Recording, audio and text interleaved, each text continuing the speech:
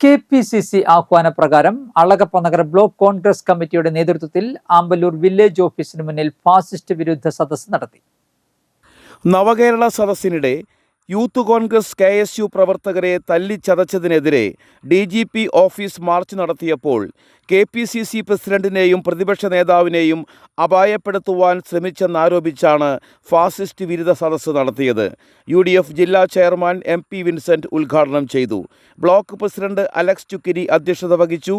DCC ഭാരവാഹികളായ K Gopalakrishnan, Kallur Babu, Congress നേതാക്കളായ Davis Akkara, KL Jose, Soman Moothrathikkara, Prinson Thayyalakkal, Jayan Koovakkadan, Jimmy Manjali, Shenny Ando Panokkaran, Ouseph Vaikkadan, EA Omana, Dinil Palapparambil എന്നിവർ പ്രസംഗിച്ചു. Reji George Edappally, K Rajeshwari, Sunil Mulangattukara, KS Krishnankutty, Sanal Manjali, Jenson Kannath, K Radhakrishnan, KL Jaison, Hemalatha Sukumaran, Sandeep Kaniyath എന്നിവർ നേതൃത്വം നൽകി. നിങ്ങൾ പാവപ്പെട്ട യുവാക്കളെ, വിദ്യാർത്ഥികളെ ആക്രമിക്കാൻ ശ്രമിച്ചാൽ അതിന് നിങ്ങൾ ഇരട്ടി വിഷമം, ബുദ്ധിമുട്ട് അനുഭവിക്കേണ്ടി വരും.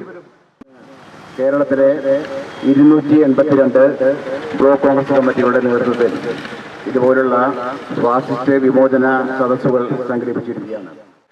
ഇന്ന് നമ്മളിവിടെ ഒരു പ്രതിഷേധ റാലി സംഘടിപ്പിക്കാനുണ്ടായ കാര്യം കേരളത്തിന്റെ മുഖ്യമന്ത്രി എന്ന് വിശേഷിപ്പിക്കപ്പെടുന്ന ഇരട്ടച്ചക്കൻ പിണറായി വിജയന് നെറുകെട്ട പിണറായി സർക്കാരിന്റെ ഫാസിസ്റ്റ് വിമോചന സദസ്സിന്റെ ഭാഗമായിട്ടാണ് ഇന്നിവിടെ എത്തിച്ചേർന്നിരിക്കുന്നത്.